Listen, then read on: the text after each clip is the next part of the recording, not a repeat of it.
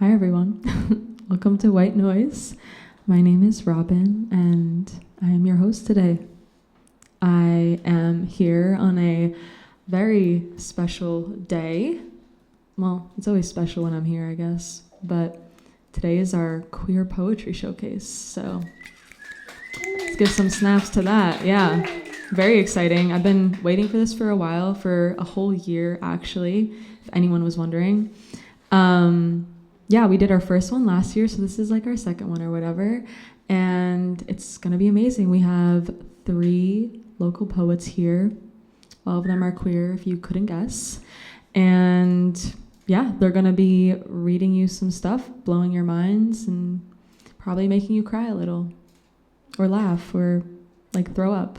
But let's just, we want the whole visceral experience. So I'm gonna just start and read their bios for you, starting with Moth. Moth is a queer Southern Taiwanese American writer whose work spans advocacy, painting, and songwriting. She's performed everywhere from strip clubs to galleries and animal shelters and writes about erotic labor and more on her Substack, Gentle Gentle. Thanks. Wow. I wish I could have performed in an animal shelter. It's like really cool. Or a strip club. Or like a combination. That would be really cool. Next is Lyndon Mueller. They, them, is a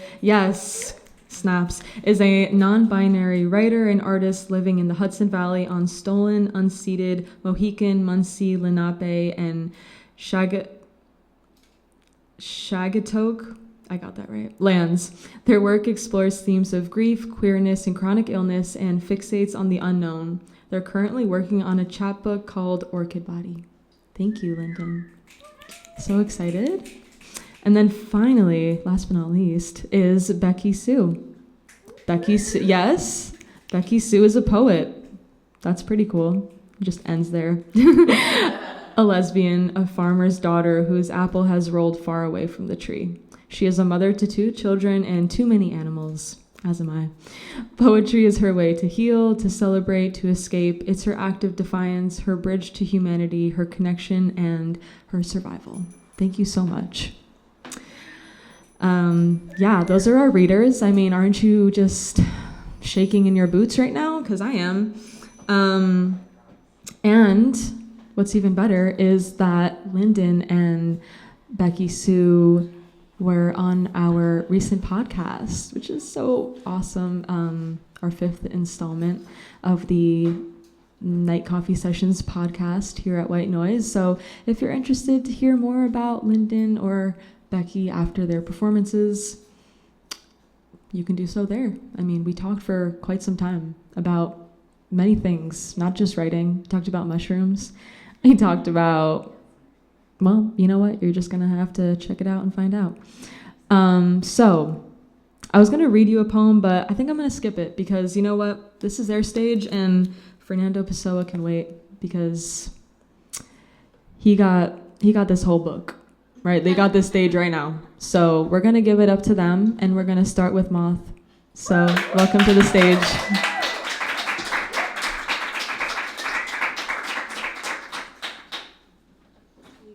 Whoa. I was really excited to be in this space. This theater is so cool.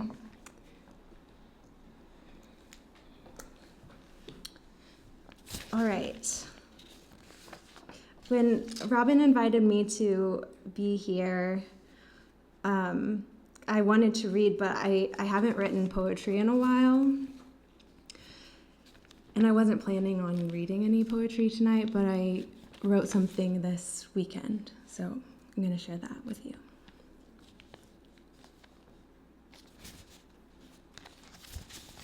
It's really weird to have myself in the audience.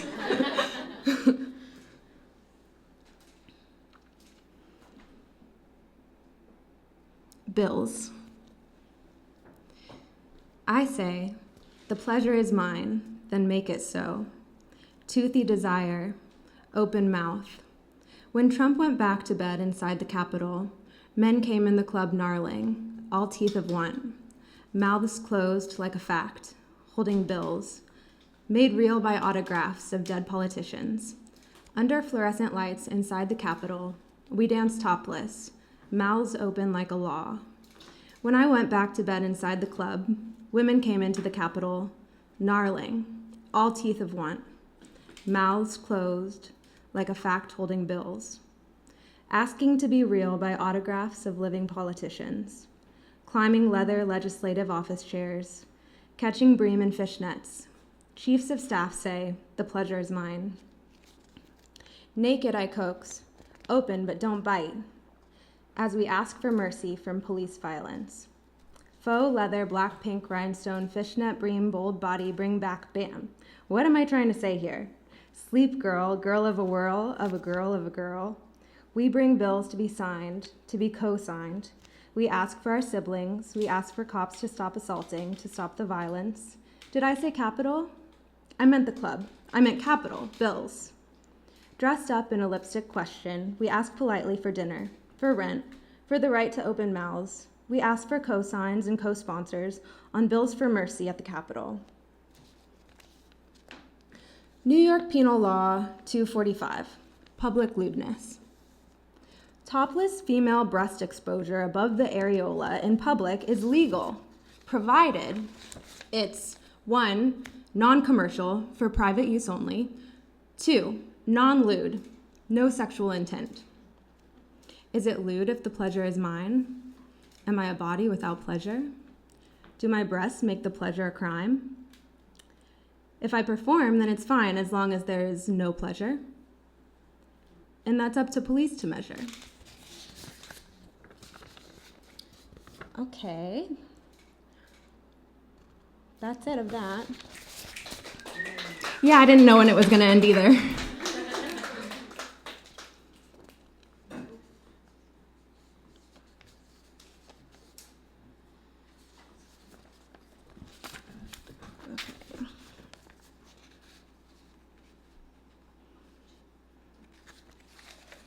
Seeing who's here, what I want you guys to hear.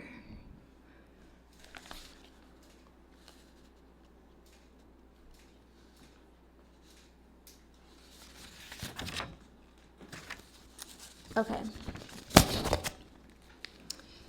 This is an essay I wrote for my Substack. Angels and NPCs in a river of green. Jonah, you made me need a change of scenery, an education, an interruption to my resume, where my reflection used to be.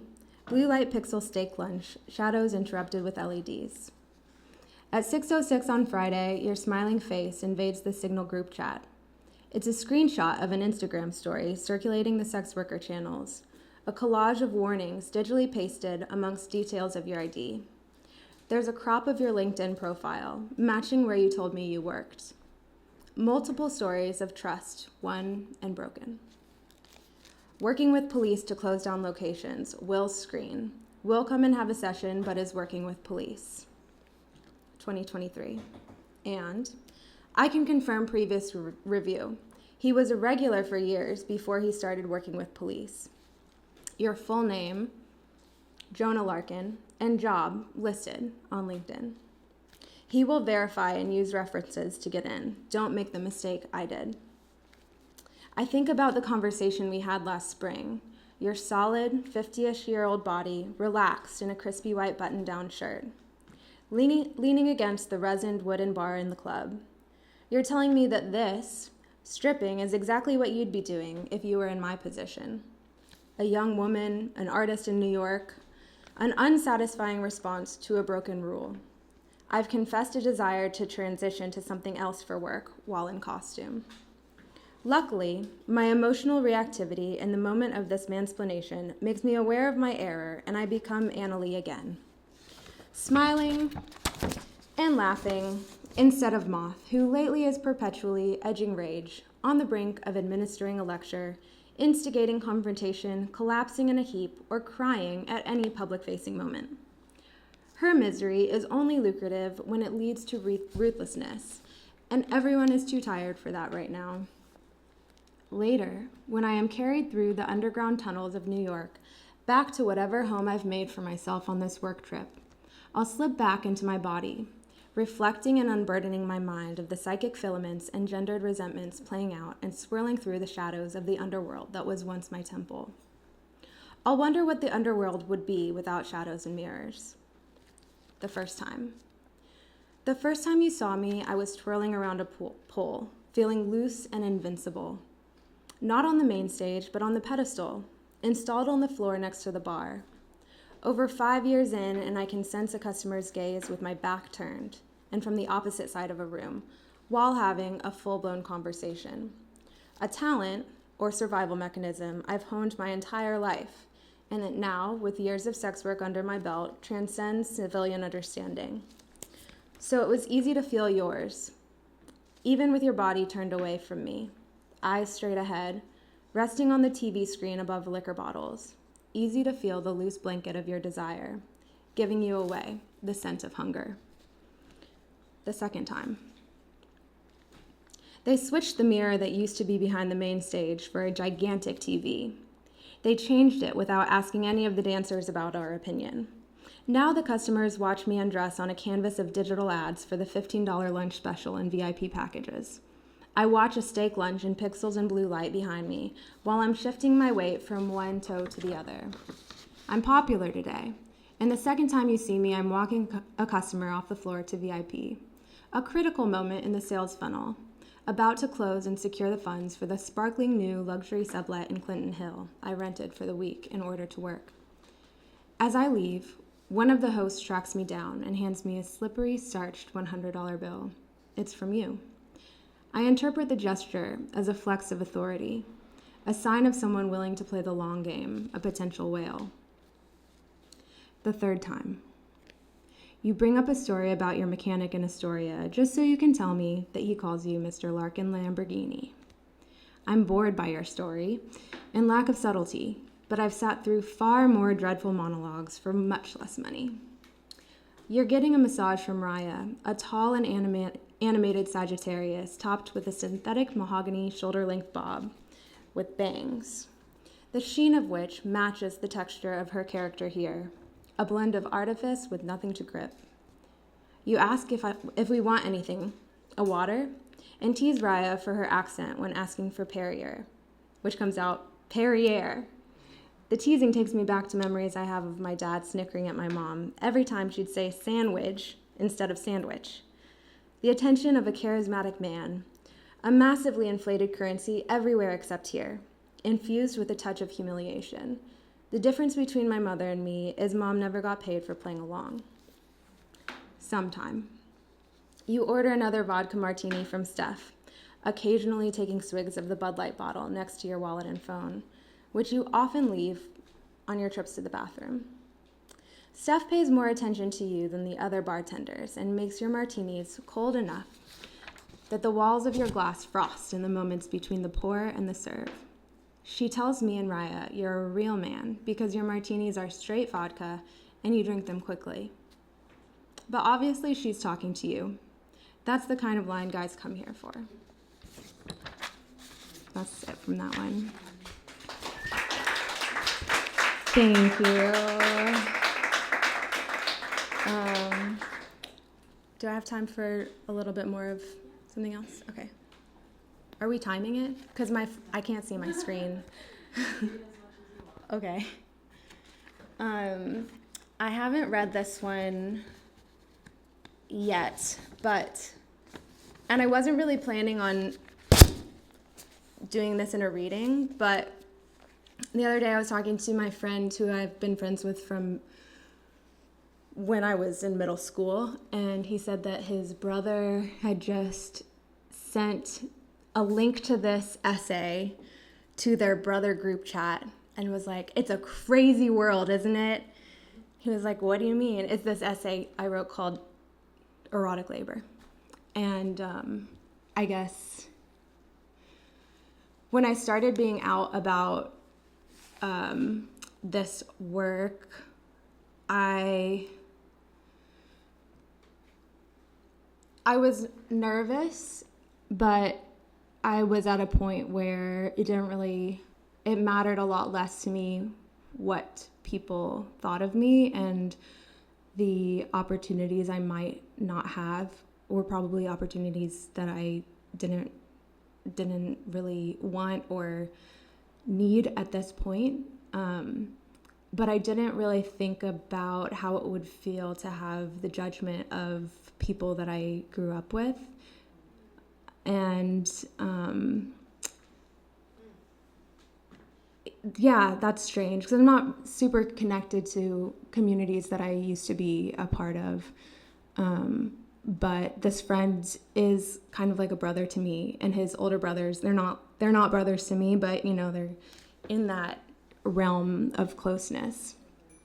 And so when my friend, asked like, why is this so crazy? Like, I think that she's making some interesting points here. He said, oh, well, I just still think of her as a little girl. And I don't know, that was like last week, and I haven't really thought a lot about it, but I thought we could ponder together.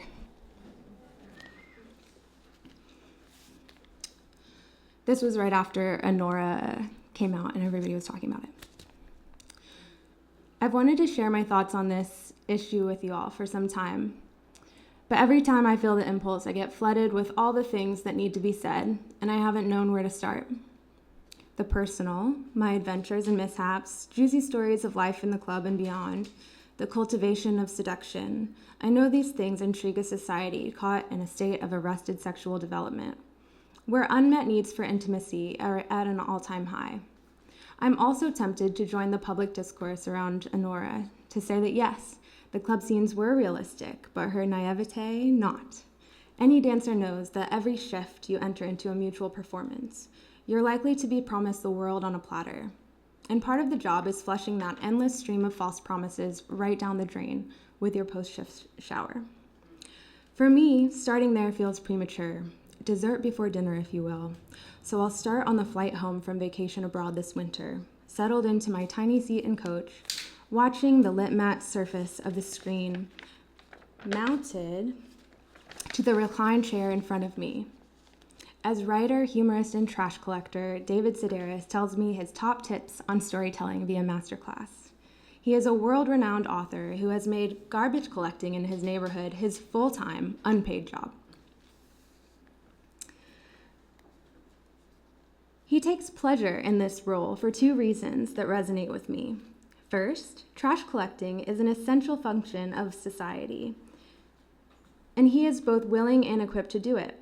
Second, inhabiting a role that society deems unsavory, when often invisible to others, grants him a unique perspective on the world, sharpening his wisdom and deepening his understanding of human nature. Insights he then translates into his writing. I jot down notes from his lecture in my travel journal. A person's character can be judged by how they treat the people they're allowed to mistreat. Holding a marginalized or stigmatized identity gives you a special kind of vision. It lets you see people for who they really are, because when people don't see you as fully human, they expose themselves in ways they never would if they thought of you as their equal. When you think about who is in a position to mistreat sex workers, who comes to mind? You may think of some outdated stereotypes: a bad guy, the kind of man who would pay for sex, a violent predator preying on women, or the pimp, character. It does? Okay, well, sorry, that was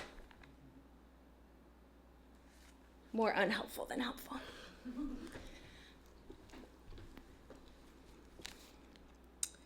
A violent predator preying on women, or the pimp, a caricature used to justify the over-policing and mass incarceration of Black men.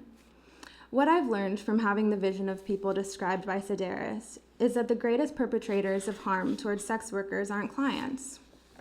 They're, one, media creators who lazily rely on stereotypes in their storylines, reinforcing dehumanizing narratives, reducing sex workers to voiceless victims, also known as the punching bag or the punchline.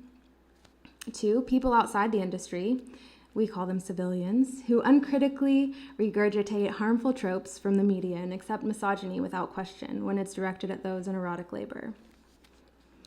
Law enforcement, whose harassment and targeting makes our work and day-to-day lives more dangerous. second wave feminists, SWERFs, and TERFs trying to save us without asking what the community actually needs, and exploitation and wage theft by club managers and owners. Holding an identity that lets me see these truths is both validating and harrowing. Every time I return to work at a club after a break, my shifts feel like dunking into a cold plunge. Right, I think. Here it is, the truth of things, the power of the pussy, the desire to control it, the demand for it, the hatred of it, the worship of it, the politics built around it. Pussy paying everybody's bills in here, and still, the contempt and disrespect.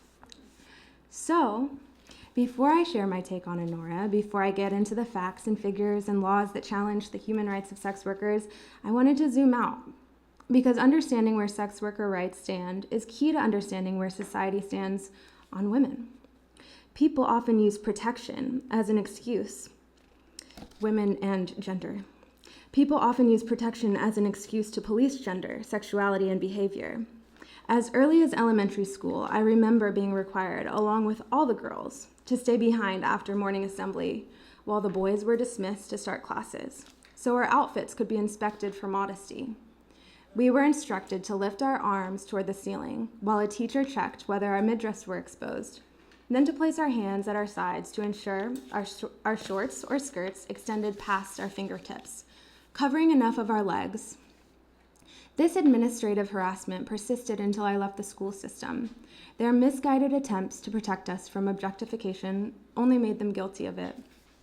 From dress codes imposed to prohibitions on erotic labor, these rules are nothing more than insidious mechanisms of control. Patriarchal oppression disguised as concern, and those who enforce them, whether they realize it or not, are its soldiers. So why is sex work criminalized?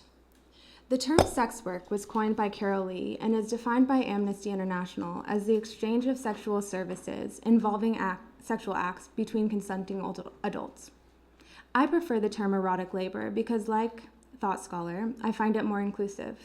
However, sex work is more widely used and is the language making its way into policy. Sex work or erotic labor is fundamentally an exercise of bodily autonomy, the right to control one's own body and make decisions about its use. Within our society, the correlation between privilege, the unearned advantages, and social power granted to certain groups based on identity, like race, gender, class, or ability, and bodily autonomy exists on a spectrum. On one end is complete bodily autonomy, sometimes accompanied by an entitlement to authority over others' bodies, a position disproportionately held by cisgender, heterosexual white men. On the other end lies the ultimate denial of bodily autonomy, a symptom of systemic violence experienced through imprisonment, institutionalization, and cultural erasure, realities largely affecting people with marginalized identities. I am cisgender, a social privilege that awards me access to working in a club environment where I have greater protection, where my work is not deemed a crime, and where I have legal rights and a safe place to conduct business. These are rights that trans people are too often denied due to discriminatory employment practices. Many people choose to work independently for various reasons, principal among them being exploitative club policies. However, the criminalization of independent sex work, whether entered into by necessity or preference, creates conditions where actual crime and violence becomes threats to workers' safety.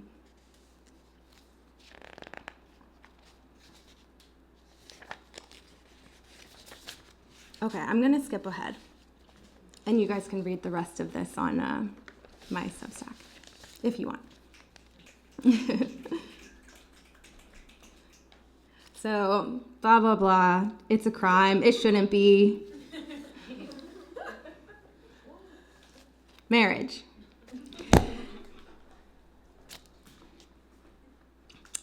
The nuclear family functions as a stabilizing force within capitalism, romanticizing a vision of women as dutiful wives and mothers, a narrative that not only reinforces the expectation of women's unpaid domestic labor, but also ensures a continuous supply of children, maintaining the country's labor force.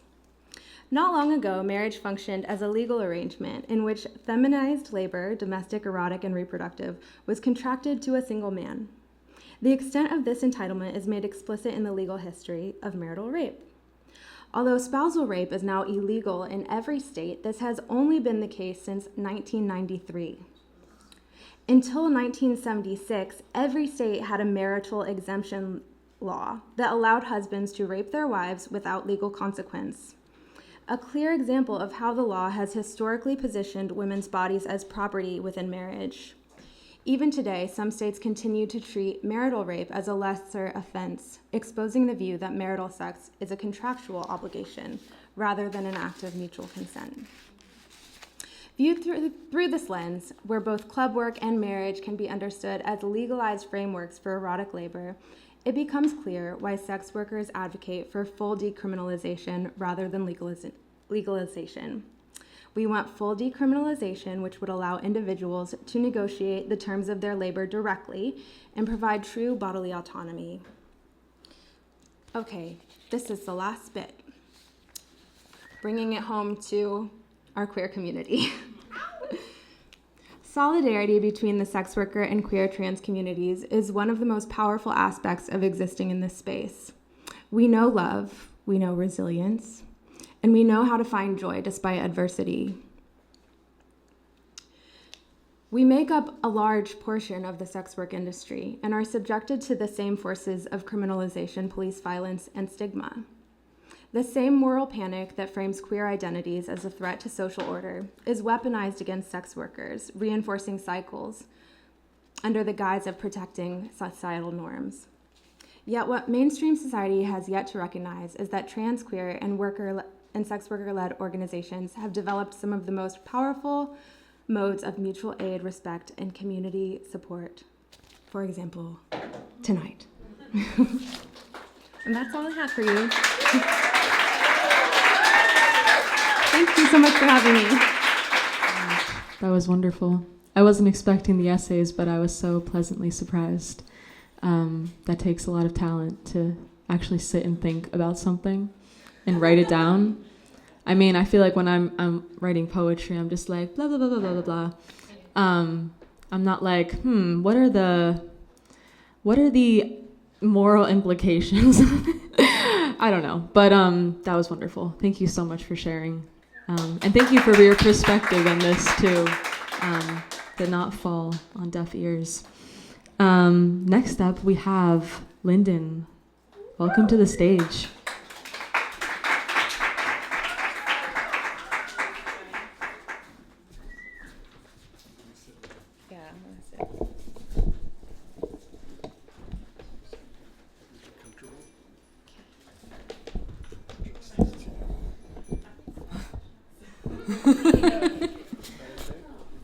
Yeah, it's okay for me.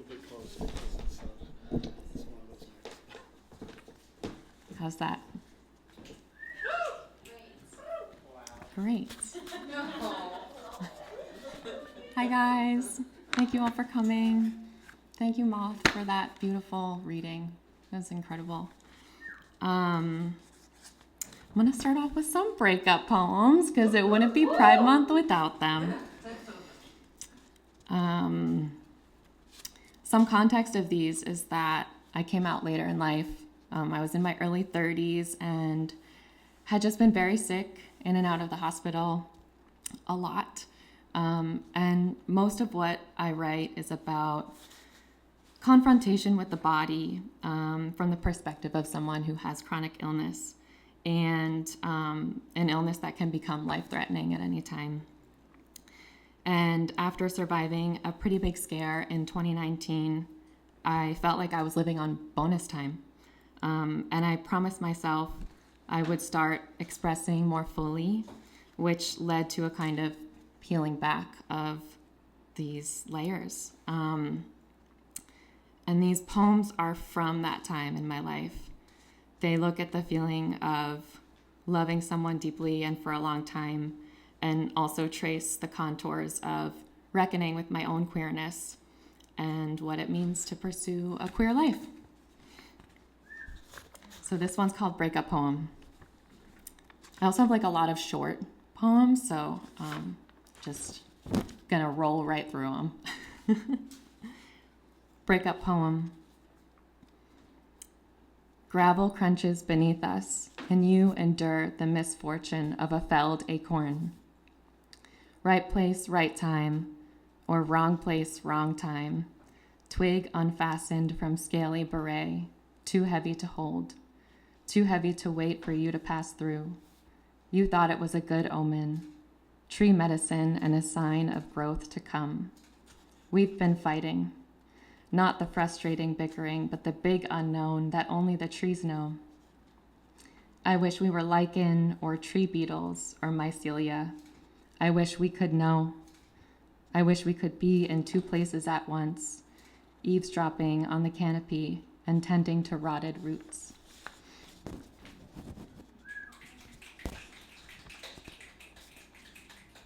This one's called Oracle Deck Poem. I keep pulling cards from my Oracle deck, surrendering to the numinous again because I don't want to be the one who decides. Will this last? Doesn't help that you're doubtless and I'm the broken thing, always leafing through the days that become months, then years, then half of a life. Most memories of myself with myself are supine, and I carry a question that grips me by the throat. Cards, show me. Are these desires at odds with what we've built?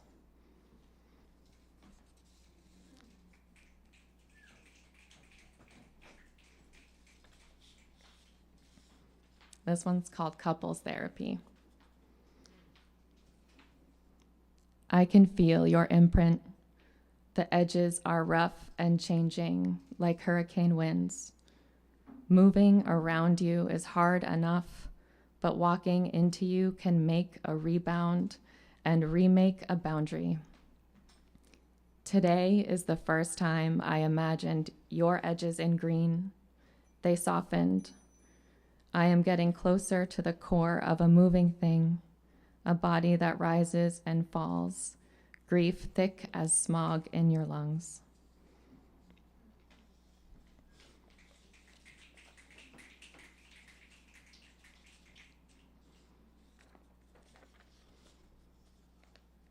How to wield the clippers. 1. Our friends gave us a housewarming tree, and it is dying. I wonder if houseplants are inescapable metaphors for how we're doing really. I want to water it tonight, tomorrow, this weekend, Monday, the beginning of every empty promise. I am always the best version of myself in the future. 2. Now I'm reviving a dead thing. I carried it into the bathroom upstairs and watered it. Up there is warmer and better light. We all have some baseline. I don't think we call it desire. We call it the right conditions for living. 3. I depended on A, and he cared for me from a tense distance. I picked up our tree's dried branches and dropped them in the pot. The prickers made a mess of my hands. 4. Maybe I need antidepressants or Adderall or both. Maybe I need to flirt with someone who cares about art, whose deepest desire is to lay in bed and read each other poems. To live close to death is clarifying. To live close to the process of dying is exhausting. 5. I text the tree gifters about couples therapy and the isolation of being a sick person. I confess, the tree is dying. They remind me, all I can do is cut the dead parts and wait. 6. I wield the clippers, palpate for smooth needles, a small search party for what's still alive and greening.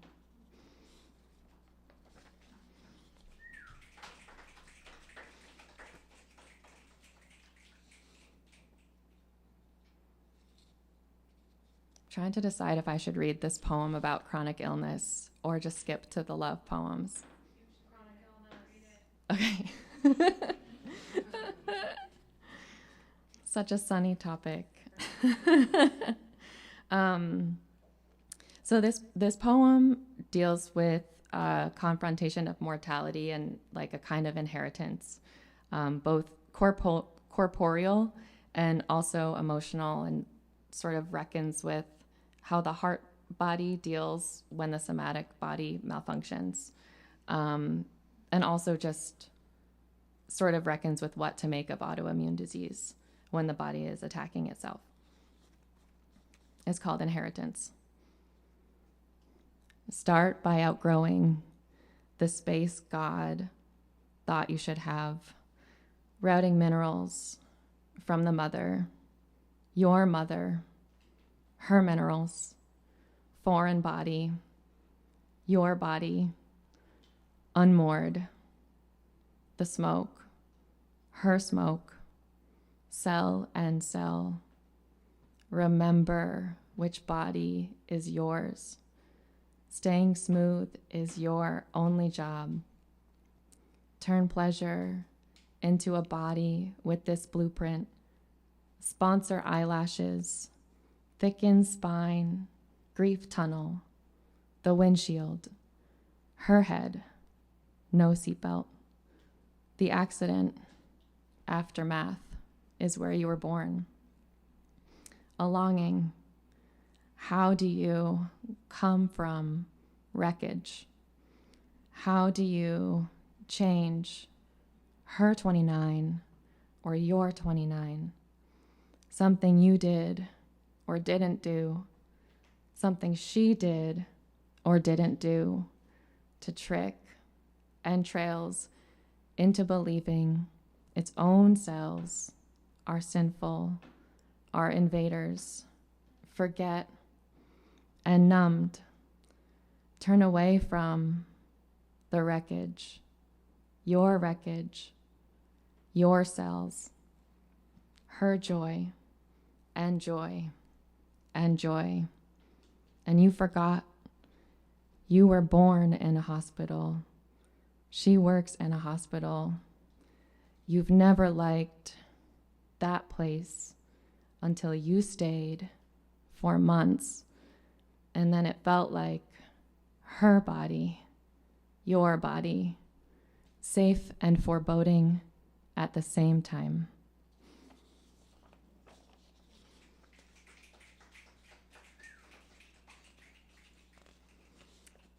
And on a brighter note, been writing love poems recently for the first time ever. Feels really different when you're used to writing about grief and illness. And it felt right to share them with you today. The first one is about a spicy dream. And the rest of them are love poems, and then I'll end on sort of a poem that feels like a prayer to me, and a reading of Lucille Clifton's poem, I Am Not Done Yet. Okay. This one is called Mars Stations Direct. Mars went direct exactly 10 days ago, and my secrets are exciting again. I dreamt about the yellow catsuit and an undulating yearning for their tissue, perfectly domed underneath the spandex. I'm so predictable. They smiled at my lust and knew not to give in. I smiled back, confused. Wasn't this for me? They were perfect and I was normcore. Sweatshirt as all get out, no domes to see here. We didn't speak, but we took each other in, and I wake by accident. Turn to see A sleeping. Turn again, close my eyes, hopeful.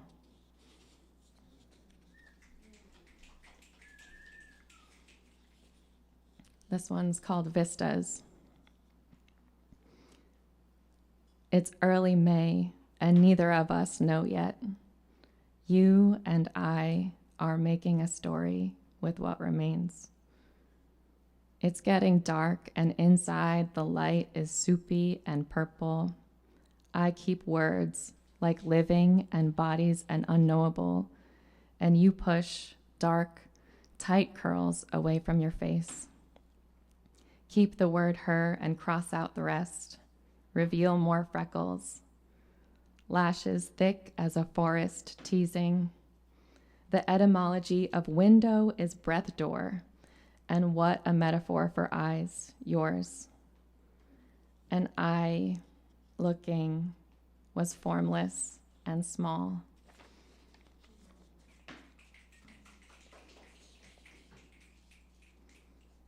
This one's called Soon. Trace the outline of this blurry heart, and I'll make you pancakes the morning after. Don't mind a dead end or a detour if it teaches us something. My favorite day is when we do not rush. Let's take it slow. Press your cheek against cold moss. I'm already down there waiting for you. Draw a map of you and mark your dead, your beloveds, places you feel safe. Show me. Come into the vault of me when I open it. Pick up a rock and leave it in my car because you like it. Squeeze my hand when you need to. Run your fingers along the edge of my parents' headstone. Tell me how you feel when you touch it and it's still warm from the afternoon light. Tilt your forehead in my direction and peer over the rim of your glasses the way you do when you're about to tell me you love me. I like that.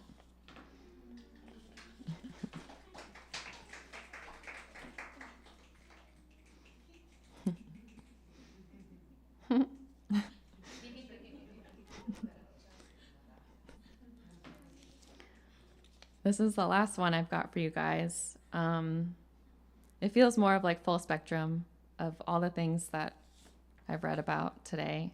And it's inspired by one of my favorite poems of all time, Lucille Clifton's I Am Not Done Yet. It's called Self-Portrait as a Change Changer.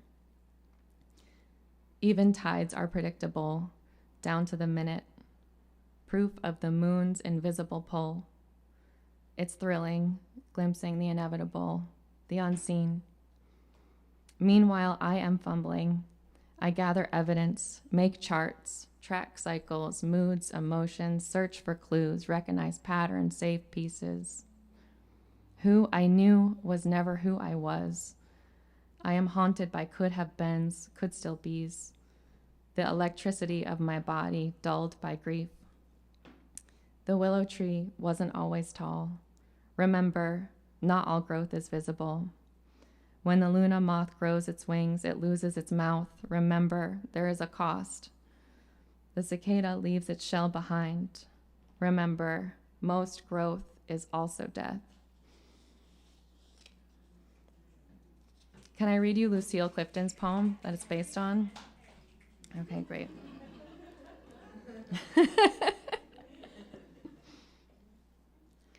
It's a shorty, but it's a goodie. It's called I Am Not Done Yet.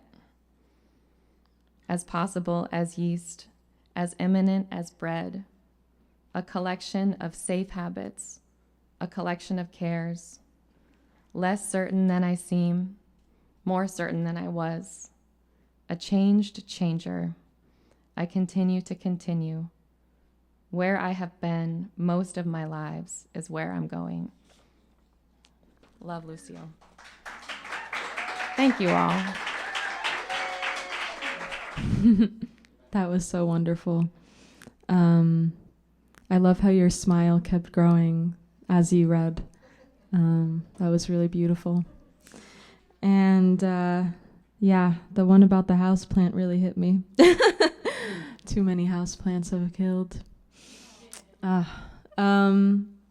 you know what? It's okay. There's always more. You know, Lowe's has like thousands of them. They all have like little postcards with like, I heart you in them, right? And they're going to die too one day. So just remind yourself of that, guys. Everything's going to die one day. Moral of the story. No, okay. Next up is Becky Sue. Welcome. Hi, guys. I think my hair is falling down. It's okay. Pin it up. Try. Okay, I did it. So I tried to submit, or did submit a manuscript. So these are a bunch of poems from that. I tried to kind of keep the arc of what I submitted. But then there was two that I wrote like a couple days ago, and I was like, actually, I want to include those in too. So I've strayed from the manuscript, but then I came back, so you'll see. Okay. This is called Dear Mother. Oh, and the manuscript navigates kind of the arc of me understanding both my queerness and my me as a poet, and recognizing like poetry has become my queer mother and has taught me how to be more queer. This is called Dear Mother. Dear Mother, queer mother, I can't wait to know you. How you hold your coffee and what chair at the table is always yours. To see within you so many pieces of me and hear all the chimes of our resonance. Dear mother, queer mother, I can't wait to know you. I have found my siblings and cousins everywhere. And like we were separated at birth, we find things about ourselves. Though raised in different towns and times, the overlap of our experiences everywhere, everywhere, everywhere. Dear mother, queer mother, I already love you. I have heard your stories and know some of what you had to carry. I see you in everything I love, and I see your fight stains on everything that should be. That's one. This is called, I understand why it's called a closet. I understand why it's called a closet. Too small to live in, but large enough to hide. Such a small place, but I didn't know how everyone else was living. I didn't know the space that people had. The first room I stepped into felt crazy, like, how am I ever going to fill this space? And then the outside. Mountainsides and waterfalls, friends' houses and sidewalks, treetops and riverbanks, balconies in the morning, open windows and night air. I understand why it's called a closet. Because it's where we store our clothes, what we put on to cover up. It's meant to hold storage, or where we hide presents, or our messes. I understand why it's called a closet. It's where, when we are truly living, we keep our extras, like fancy dresses or paper plates or art supplies or baseball bats. It's also where, when we are lying to ourselves, we shove things in and slam the door so we feel like we are put together when company arrives. I understand why it's called a closet now. Finally. I realize why I always felt uncomfortable living. Because closets are not meant for life.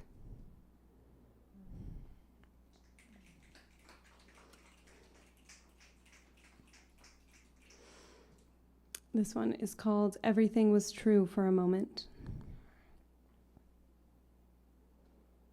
Poetry sometimes comes easily. Words everywhere. I feel most aligned in those moments, but really, I am always where I am meant to be. I saw a blue heron the other day. I forgot to tell you. On the way to your house, in the grasses, looking at me as if to say, You don't need to see me to know you're doing it right. Now, I keep seeing hearts everywhere, like a little sign from the universe. I love you, I love you, I love you.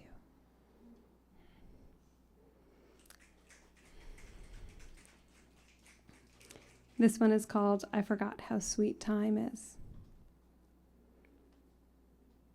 I forgot how sweet time is, she said.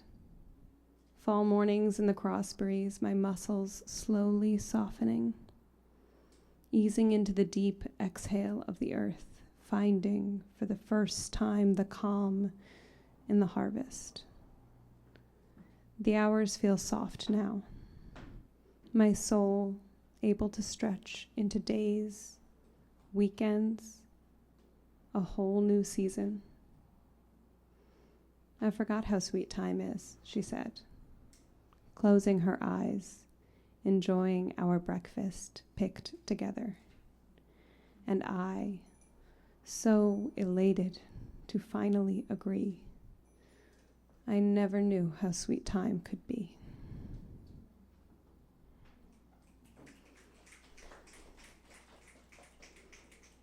This is called Poems Today. Poems today.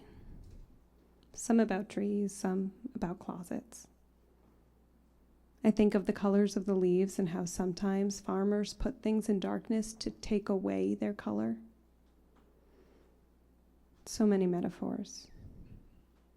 Trees lately like fireworks in constant celebration. And my closets lately getting so organized now that I'm not using that space to live.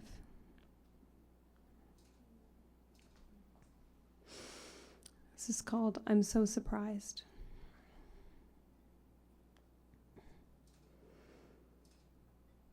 I'm so surprised each night. Some of the surprise is from the list of what I've accomplished, but more, it's what I finally have the ability to do. The spaces I get to clean now that I'm not buried. The dinners I get to make now that I'm not starving. The sleep I get to have now that I'm not exhausted.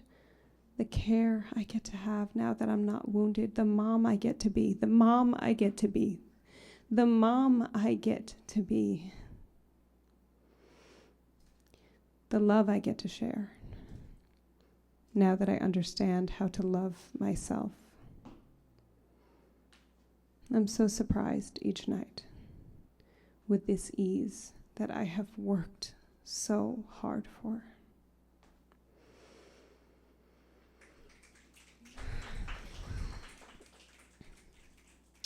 This is called If I Wrote About Her. If I wrote about her, would it be read by male historians in the future and said that we were best friends? Or would it be understood that I am finally awakened to the power my body can hold because her body touched mine? Would this drive for her fill my words like it fills me? Would my poetry be read by lovers? Certain lines that I wrote about her, would they be written again in love notes and diaries? Maybe even some girls would read them and daydream and night wish that those same words would be said to them by other girls. If I wrote about her as I do every day, every night, would everyone understand that I've finally understood what love could be? If I wrote about her like I am, the paper would become too heavy, dripped, soaked by this ink, dripping for her. If I wrote about her, if I wrote about her, if I wrote about her, would the paper come alive like I have?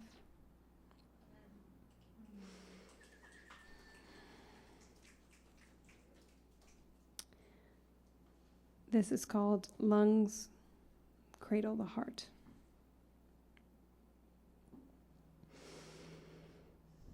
She said that lungs cradle the heart, and when she breathes, it's a love poem to her body.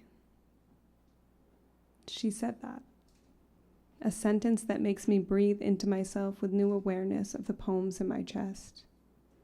She breathes love so easily in its language. So casually, she said, the most beautiful thing I've ever heard. Her breath is love poems to her body. And now her voice is love poems to me.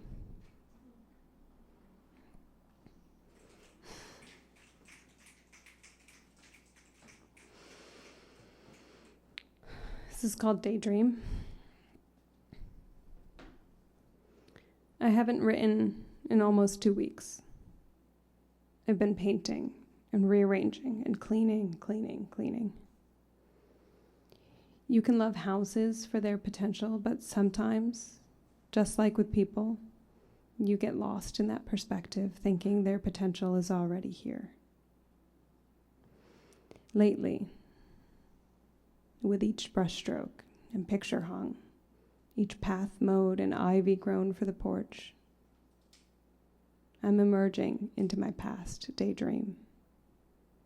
It's like it's been here all along, waiting for me, welcoming me softly as I finally wake up.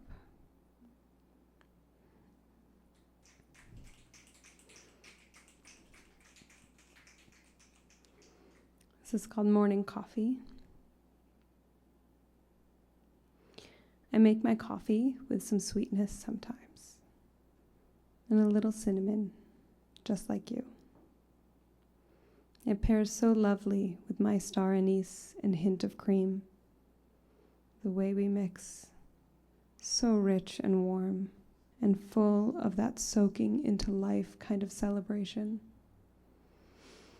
Every morning now, I get to sip my coffee and taste your lips on mine.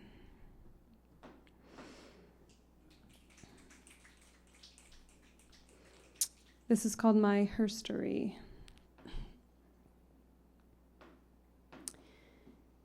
The aching that lives within arched plants, seeking, hungry. The delicate star-shaped flowers basking, casting their shadows, softening the rocks below. The earth splitting open to me. Stories of the unwritten women who grew up next to and mothers of the men that are remembered.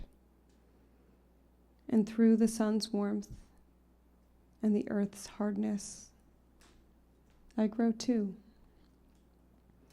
The wind is soaking the warmth from the leaves and from my face, and dancing away with it.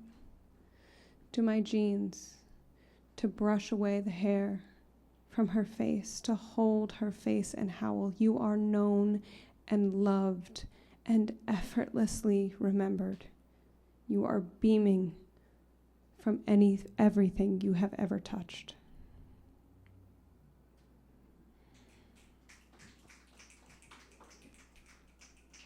Okay, so this one is what I wrote recently, and I just feel like you're gonna understand why.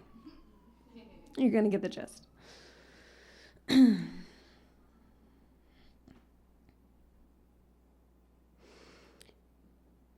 I mourn for even the roadkill. A coyote splayed, but it's paused, crossed, as if it was sleeping. And it seems both trivial and so fucking relevant. I've been mourning every day since childhood. When I learned about Pompeii and I wept into my textbook so that the pages sealed together. And I looked up in life with new awareness of suddenness. I hold that aching like porcelain, so tenderly into my chest. For every life ended, surrounded by fear and wailing. And yes, yes, yes, yes, yes, it gets so exhausting to feel. But no, no, no, no, no, we cannot stop feeling. I don't understand how these feelings are not felt. Don't they understand how much more painful it is to look around and see no one else weeping? Okay, so that's that.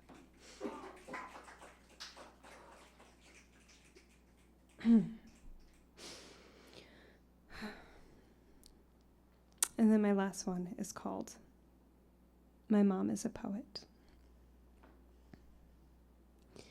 My daughter used her puppet to interview me the other day.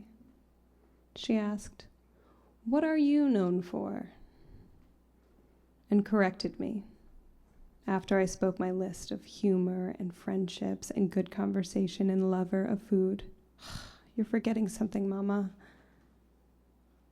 "Poetry," she told her puppet. That was really beautiful and emotional and so much love.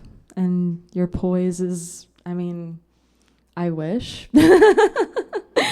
I'm just like, I feel like I'm flailing all over the stage constantly. Thank you so much for your words, and I can't wait to read it in print. I love that you and your partner could be here together, and I had a feeling that some of those were about them. Just a feeling, but that's so lovely, and I want to feel all those things too. And thank you all for reading. Can we get some more claps for everyone? Yeah. Thank you, Moth, Lyndon, and Becky Sue, for coming out here and bringing all your beautiful friends.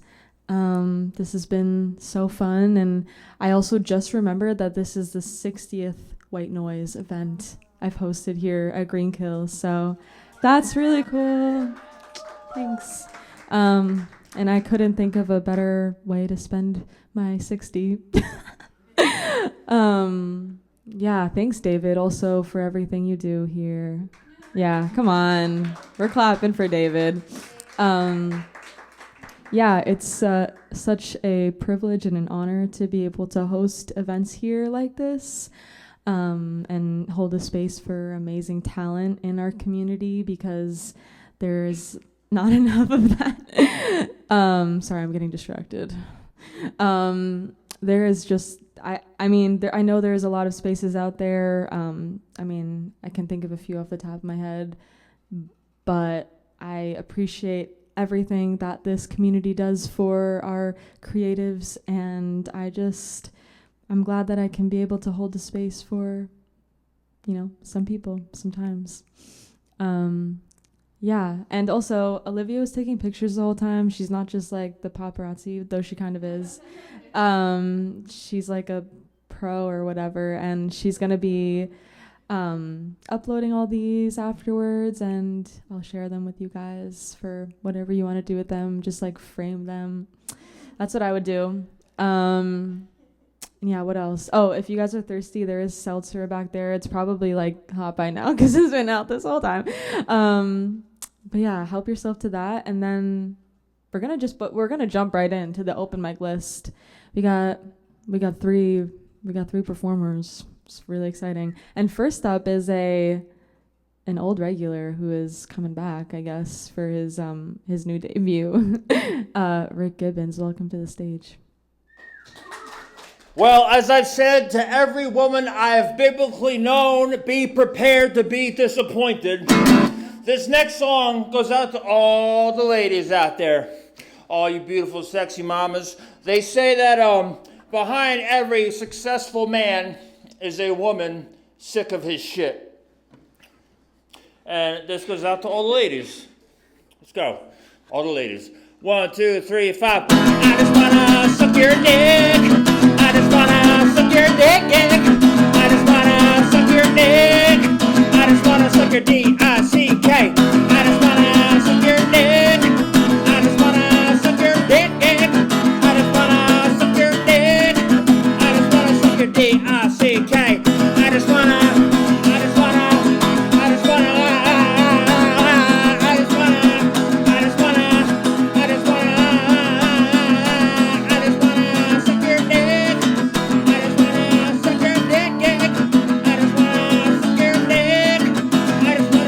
C-L-I-T, so basically the same thing.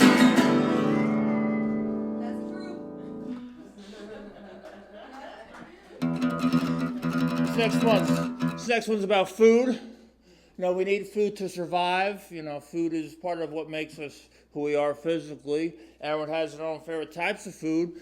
Raise your hands if you love pizza. Really? That's what the pizza lovers? Okay, that's fine. Hey, you know, a lot of people have, you know, can't rock with the dairy today. That's fine. How many people like tacos? Okay, a little bit more love for the tacos. How many people love raw oysters? Okay, not so bad, not so bad.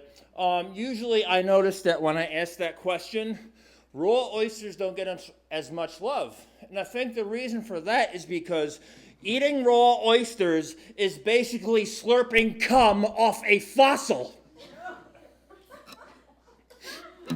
I'll tell you how I know a lot later. Something about food.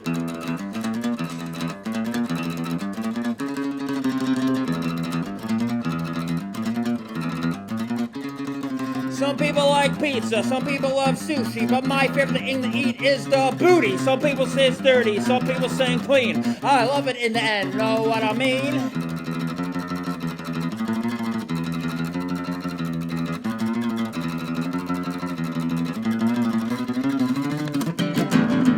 I eat what, it is gonna matter what. I eat what, it is gonna matter what. I eat what, it is gonna matter what. I eat what, it is gonna matter what.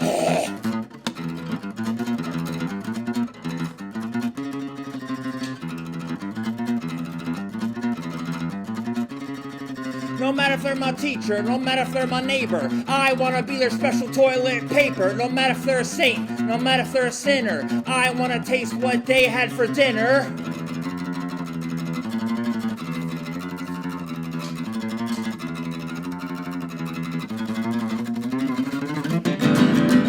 I eat what, it is gonna matter what. I eat what, it is gonna matter what. I eat what, it is gonna matter what. I eat what, it is gonna matter what.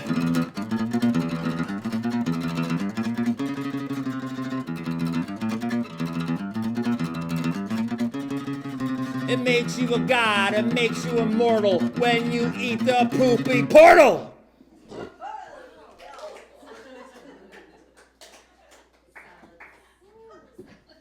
That's why I'm the shit, no pun intended.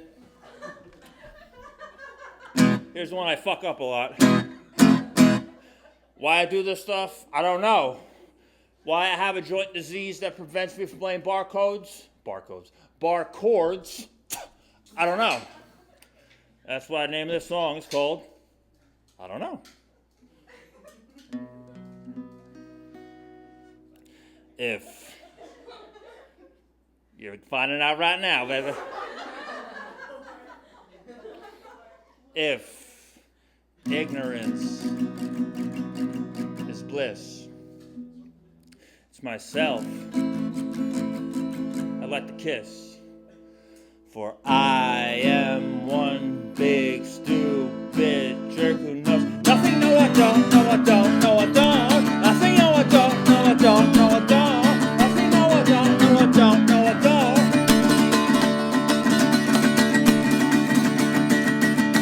I don't even understand how the Federal Reserve breaks. I mess up every single time I do my taxes by myself. I used to think the boogeyman was very, very scared of Kleenex, but my grandma says I believe her.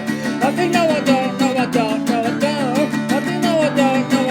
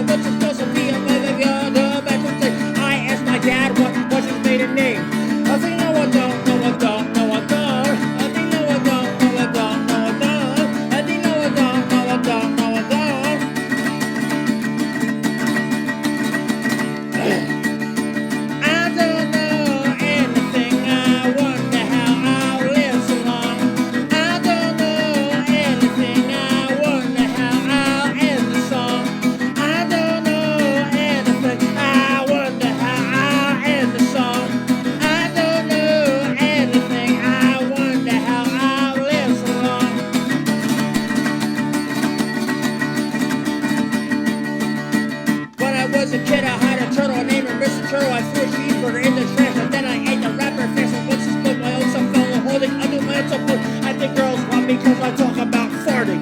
I think no I don't, no I don't, no I don't. I think no I don't, no I don't, no I don't. I think no I don't, no I don't, no I don't.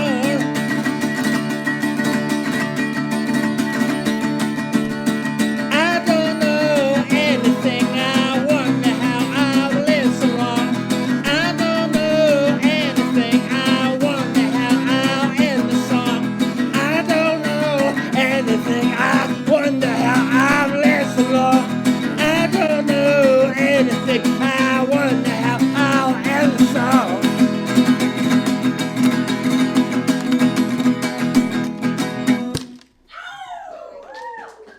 Thank you. This one, I promise, before they call the cops on me. If you fuck with what I do, if you fuck with me, check out, if you don't fuck with me, you want to make fun of me, check out Hudson Valley's Biggest Scumbag on Instagram. That's my name. Don't make it proud. You got a witch nose, babe, and everyone knows I'm crazy for your witch nose, babe, and I want you to be my lady. I want you to be my lady. Queef my children out, Chelsea.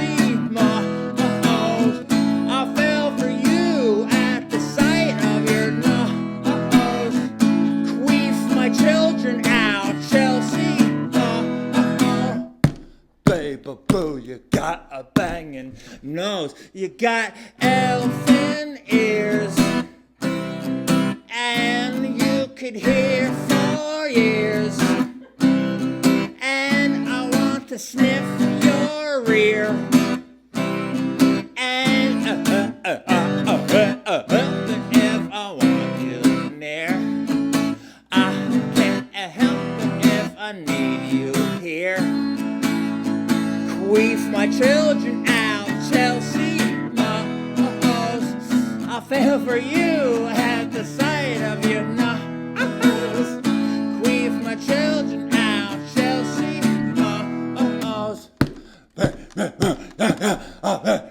Nose. I got a fat nose,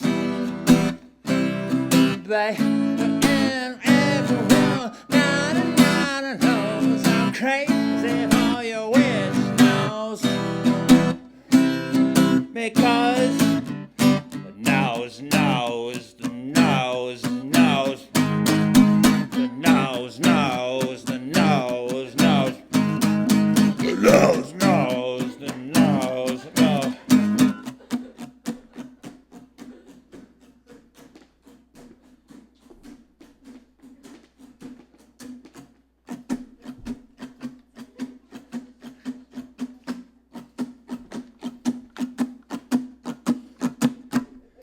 I love you for your witch nose and for your elfin ears, but I love you most of all because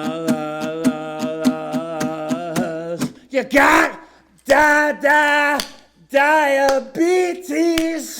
diabetes. Clap your hands, diabetes.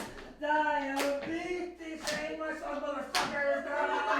Diabetes, oh yeah. Diabetes, oh, diabetes. I will be your insulin, baby. Woo, you'll be my anger too. Rock.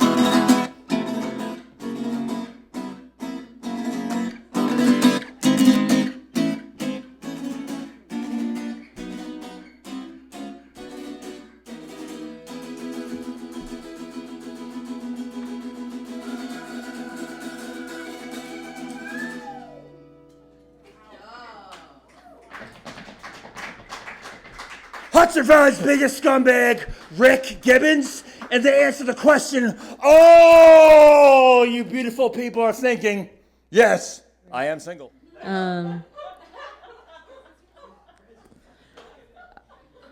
One thing that you all should know about White Noise is we accept everyone here. And clearly, Rick has not changed since we've last seen him here. I think maybe you've seen him before, John, but that's probably it. It's been a while, but literally wearing the same shirt as last time, I think. I washed it too. Hell yeah. Thanks for your words. Period. Next up on our list is John. Welcome.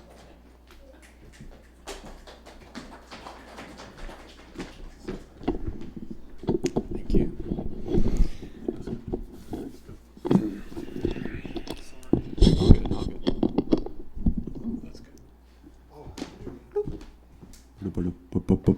Yes. Yes, I'm John. Can I get this down a tiny bit more? Is it this? Totally know how to do this. Cool. All right, yeah, that's good. Close up. I see. Let's do this. Good.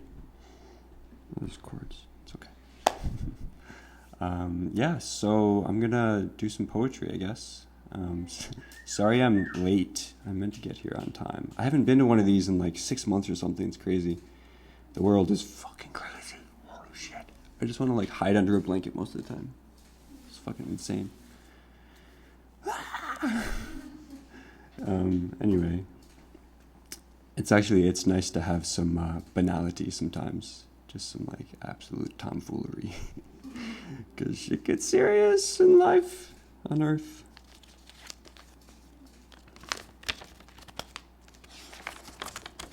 So, before I came here, I just sifted through all of the notes tabs I have open on my computer and found a poem that I thought I could read here. There was one that I got like 3/4 of the way through, and then I was like, no fucking way, I can't hide. Right. And so that one went away, and this one came out, and it's actually quite relevant for the times. If you follow the astrological calendar, we just got into the sun in Cancer. And it's called 96. And I was born in 1996 with my rising sign in Cancer. And it's the crab. And it's like the unconditional love. It's like mother love. It's like pink quartz. And this is my ode to that.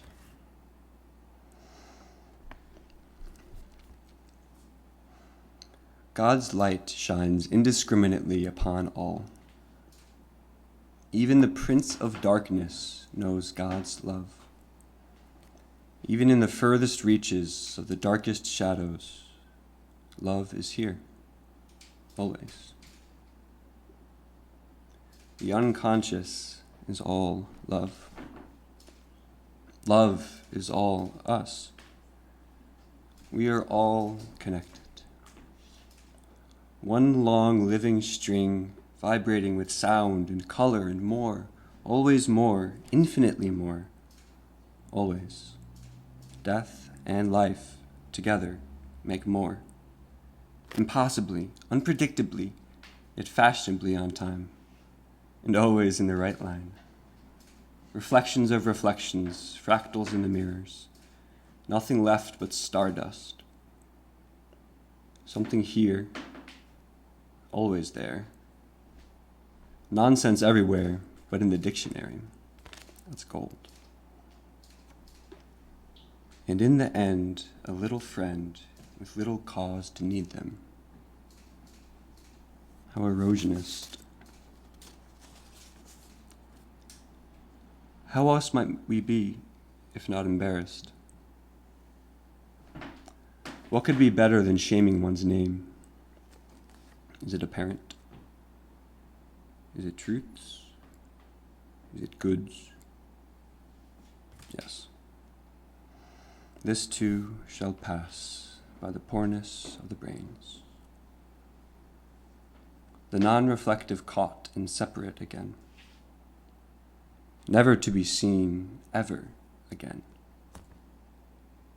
Gain, loss, is implied by the separate eyes, and yet nothing seems the same again. Yet, here is this, and so is this, and so it is. That's that.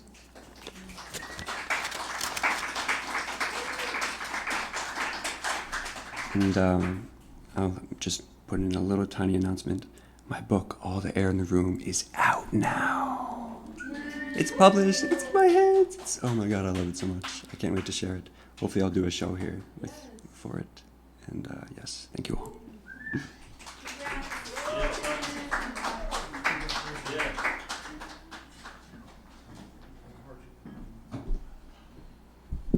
Thank you.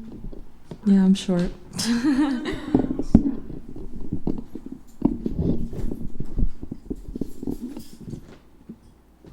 My old coworker at the Salvation Army wouldn't call me by my name. She would just call me Tiny, and I loved it. She was like the best. She was the only one who wasn't doing drugs, so I liked her the best. I'm gonna read now a little bit, just a few. I don't have that much, guys, because I only read new stuff here, and it hasn't been that long since I've been here, frankly. So, let's see what I got. All right. Oh, I'm going to read one poem from this book. Let's see if I can find it. Yeah. I read from this last time. I'm still not done with it, clearly. But I love it. It's just a book of poems by Fernando Pessoa, who was totally gay, even though he didn't want to admit it. But we all know. We all knew. And yeah, so this is I'm not going to get into the whole spiel, but he wrote in these personas, and this book is just all of one of his personas. And they're all in chronological order. And this is number 68. It's called Poem Song About Hope, written June 17th, 1929. 1. Give me lilies, lilies and roses too. But if you have no lilies or roses to give me, at least be willing to give me the lilies and the roses too. It's enough that you should be willing. If, of course, you are to give me the lilies and the roses too, I will have the lilies, the finest lilies, and the finest roses, yet receive nothing, apart from the gift of your willingness to give me lilies and roses too. 2. You're wearing a dress that acts as a reminder to my heart. It was once worn by someone who, even though unseen, remained in my memory. Everything in life is done by remembrance. We love by memory. A certain woman moves us with a gesture that reminds us of our mother. A certain girl fills us with joy because she speaks like our sister. A certain child draws us out of our distraction because we loved a woman who resembled her when we were young and never spoke to her. That's pretty much how everything is. The heart stumbles on. To live is to miss meeting yourself. In the end, if I were sleepy, I would sleep, but I would like to meet you and to talk. I'm sure we'd get on well together, but if we don't meet, I will keep the moment when I thought we might meet. I keep everything. I keep the letters people write to me. I even keep the letters they don't write. Good grief. We keep everything even if we don't want to. In that little blue dress of yours, goodness, if I could only draw you to me through that dress. Well, anything's possible. You're still green, so young, as Ricardo Reyes would say, and my vision of you explodes literally, and I lie back on the beach and laugh like some inferior elemental spirit. After all, feeling is very tiring, and life is hot when the sun is high. Good night in Australia. I just love that poem. And the date felt quite significant to me. Okay, and then I have two of my own that I'm going to read really quick. I'm going to start with the second one first. I don't know. I decided to do this right now. I wrote this one a few days ago. It's called Heat Stroke. I'm spoiled, but not in the rich way. I run 2 miles and nearly faint. I'm dehydrated. I'm asking you questions when I should be sleeping. Questions like, how do we move on from this? What does tomorrow look like? How will I ever know from this seat at this table in the middle of this village that I will soon leave?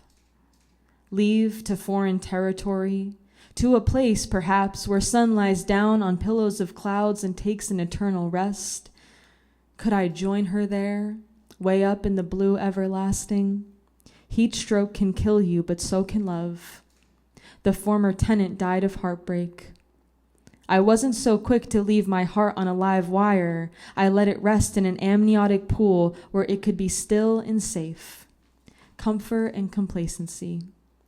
But the fluid began to sour, and my heart started to beat and pulse and thrash until it had soaked up everything, and it was encased in, and left was the bitter taste of reality.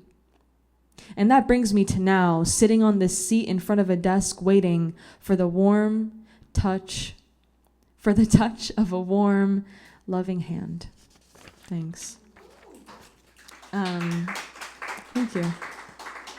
And this one I wrote on my lunch break today at work because I am just so fed up with this country. I'm so mad, and I'm trying to channel all of that into my writing. So this is what came from these feelings, I guess. When I tell you that I am American, I mean that I spent my teenage years hiding in the poison ivy-laden woods behind New Jersey suburbs, smoking laced weed out of a bong while I meditated to the sound of Hendrix in a tiny crop top and shorts, my hair bleached to sour strawberry blonde with hydrogen peroxide I stole from my parents' medicine cabinet. When I tell you that I am American, I mean I don't support war and my parents raised me to loathe Republicans. I mean, I grew up eating boxed pasta every night and called tomato sauce gravy, and I was bulimic by the time I was 14. When I tell you that I am American, I hope you don't hate me. I hope you know I don't support tyranny and use my words as a form of protest. I hope you see that my freedom is my vehicle for change and that I know money can't buy happiness. When I tell you that I am American, I mean I am loud and hungry and once loved to party. I lived one summer without any responsibility, and by the end, I nearly died. I mean that my freedom almost killed me. When I tell you that I am American, I hope you see beyond that label. I hope you see me as Italian American, as a rescuer of animals. And yes, I enjoy a crisp beer and a greasy pizza on a sweaty Friday night. Yes, I am a fan of the gaudy and the glamorous. Yes, I've shot a gun at a range in Florida after a 3-minute background check. Yes, I've driven a truck across state lines. Yes, I used to date a man who smoked heroin on my bed at 5 p.m. Yes, my former university arrested its students for protesting a genocide they were implicit in funding. And yes, I was baptized in a Catholic church in the center of Newark, where junkies saw God as the heavens dawned behind pearlescent clouds. Wow, that was tough. Thank you.